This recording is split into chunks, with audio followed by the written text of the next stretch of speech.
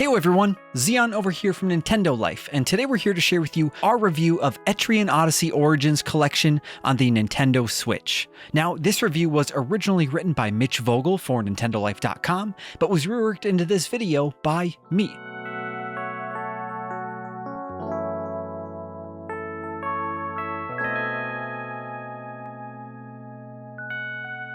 One of the sad casualties of the end of the DS and 3DS eras was the death of games that were uniquely suited to the quirky dual screens. The Etrian Odyssey series was a good example of this bespoke design, as they were presented with dungeon-crawling RPG adventures that required you to actively make maps using the stylus on the touchscreen. And now, the first 3 games in the series are available on Switch with the Etrian Odyssey Origins Collection. But how do these games play now, on a one-screen setup that they clearly weren't designed for? In a rare subversion of typical RPG tropes, the story in each of these games is something that mostly takes a back seat. None of your characters individually exist in the plot, because each of them are custom made by you. So the narratives mostly deal with broad ideas that could fit any party and any character type. The story of the second game revolves around a legendary treasure hidden within a flying sky castle that can only be reached by entering the Yggdrasil labyrinth, while the third game is about a highly advanced city that sank into the ocean, which can only be accessed by delving into another maze. These games don't feature dynamic plots packed with all kinds of twists and interesting characters. From the Etrian Odyssey series, you should expect a basic premise and a whole lot of dungeon crawling. But that being said, narrative still plays an important role here in the sense that much of it is emergent and player-driven. You'll occasionally come across events while in a dungeon that'll prompt you with making a choice or string of choices, resulting in either good or bad effects for the party. Early on in the third game, we encountered an instance where a monster was caught in a trap, and we were given the opportunity to free it or not. We chose to do so in the hopes that it would give a reward of some kind, and that this creature could go off and live a happy life. But in the end, the encounter directly led us into a brutal fight with its friends. The narrative across these games is very contingent upon the decisions and actions you make with your specific party. It's like a choose-your-own-adventure in the sense that it'll be personal to the battles and incidents that your handmade party prevailed over.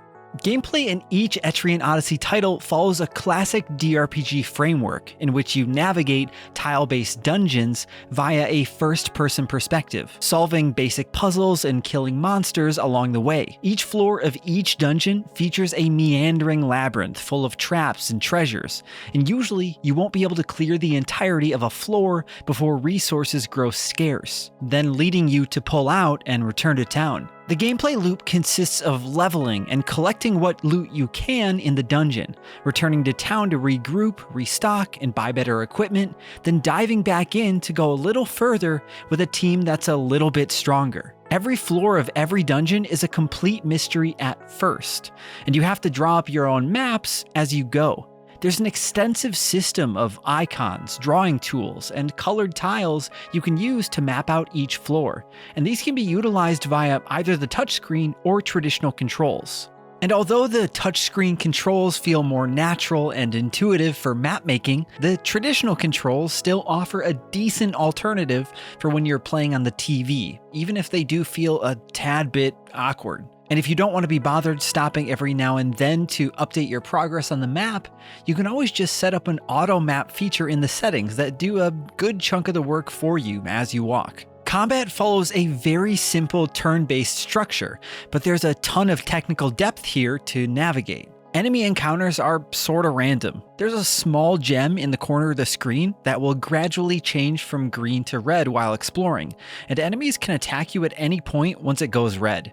Once you've been attacked, you typically command a team of 5 members, 3 on the front line and 2 on the back line, or vice versa, each of which has a selection of skills and abilities at their disposal. If you're playing on the default difficulty, enemies hit pretty hard and take no prisoners, which means you have to carefully make use of buffs and debuffs, elemental weaknesses, and turn order optimization to prevail.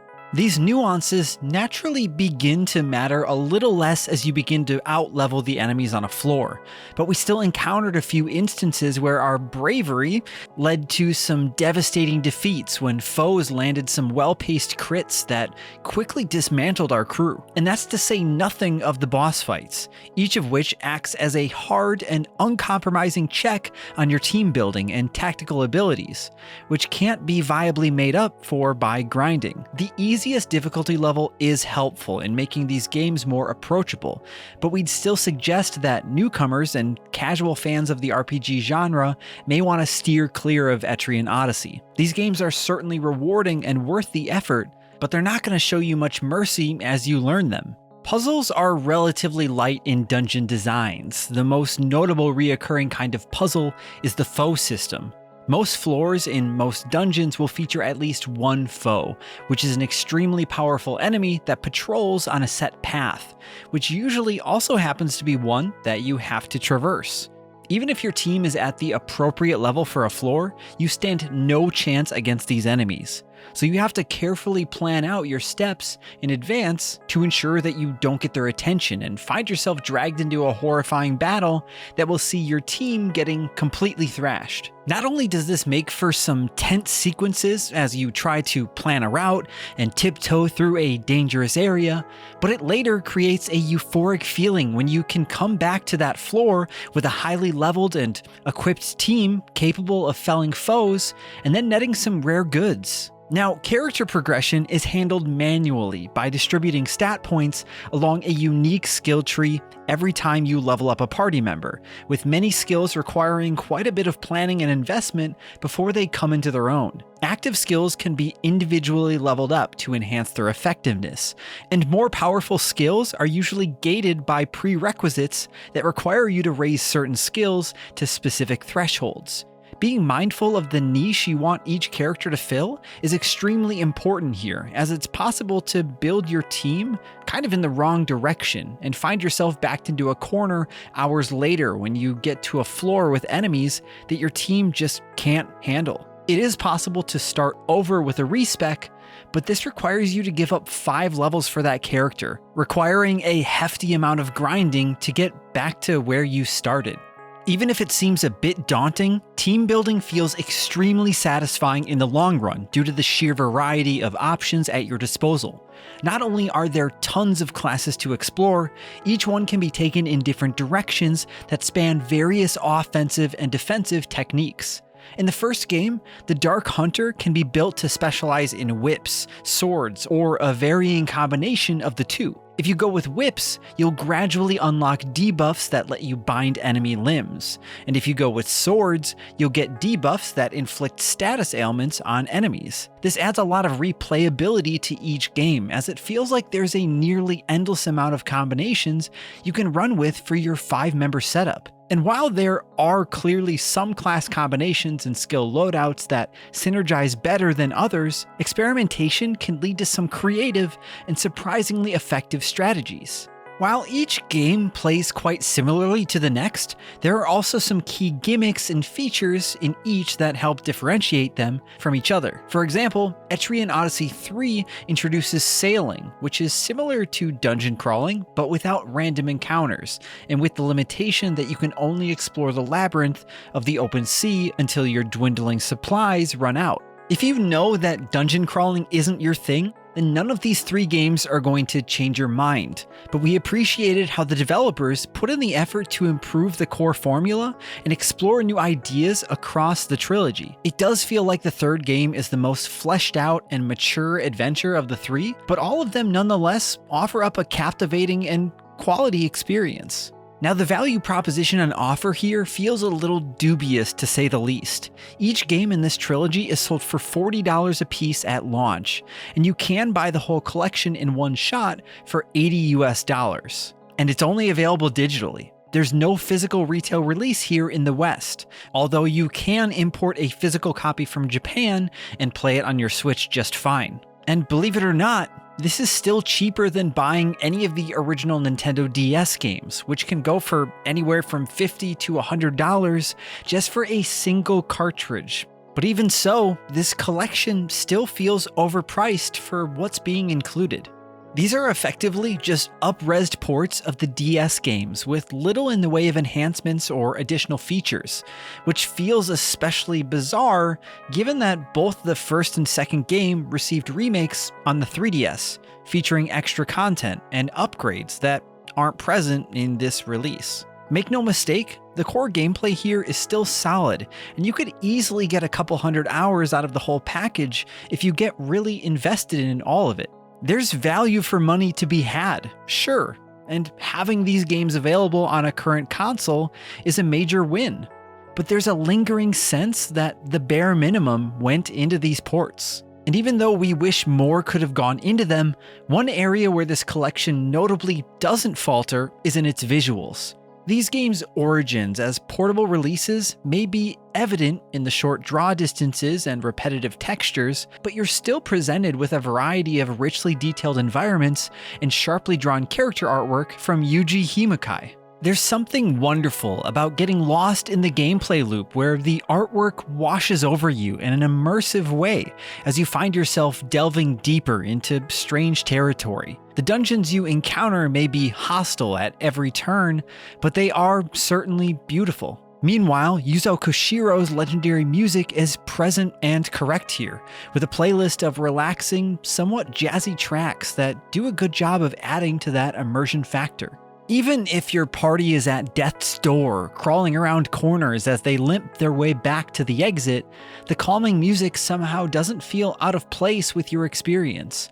And of course, things speed up a bit more for the battle themes, which feel like they adequately match the difficulty of the combat. Our only real complaint here is that the remastered soundtracks don't actually sound all that remastered. There's still a somewhat tinny quality to many of the tracks that feels rather odd given that they've supposedly been polished up. We even turned down the sound effects in the options menu just a bit as well. Etrian Odyssey Origins Collection feels like an odd release to recommend, but we'd be doing you a disservice to suggest that you pass on it. On one hand, the 3 games are undeniably solid DRPGs that are worth your time and attention. On the other hand, the cost at launch feels astronomical for what are essentially straight, no-frills HD ports of decade-old portable titles. This collection is worthwhile because this series is and always has been great, but the collection itself feels subpar given the rather lackluster effort that has gone into bringing them to modern hardware.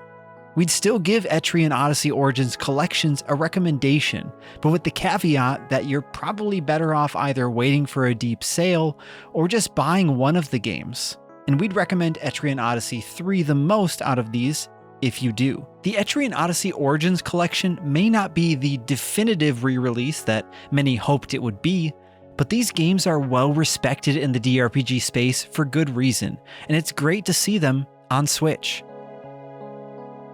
We here at Nintendo Life give Etrian Odyssey Origins Collection on the Nintendo Switch a 7 out of 10. Now, if you'd like to go back and read our full written review, you can find that along with more news and information on the Etrian Odyssey series over at nintendolife.com. Let us know in the comments down below if you're a big DRPG fan, if you've played these games before, or have always wanted to see what they're about. And of course, if you enjoyed this video and you want to see more videos like this, then why don't you get lost with that subscribe button in a big dungeon and then ring that notification bell on your way out. And that sounds like a big insult I'm throwing your way, but it's not. Thank you all so much for watching, and thank you again to Mitch for crawling through all those dungeons for this review. I'm Zion from Nintendo Life. Stay safe out there, and we will see you all next time.